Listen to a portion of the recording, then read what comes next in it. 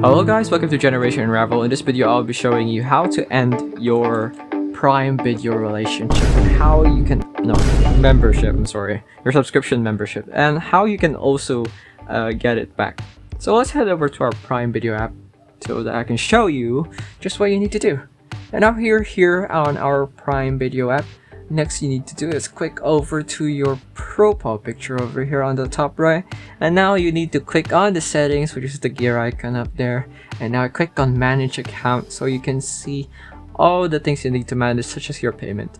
And now you can see here the end membership button. So the next charge for my month will be on September.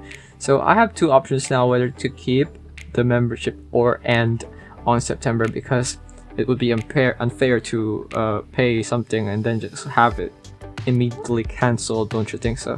So now you can see here that our membership ends on September 27, and the thing is, until that day comes, you have the chance to restart your membership. And since I don't really want to end my membership, I'm just gonna click on restart membership, and it should just bring everything back to normal.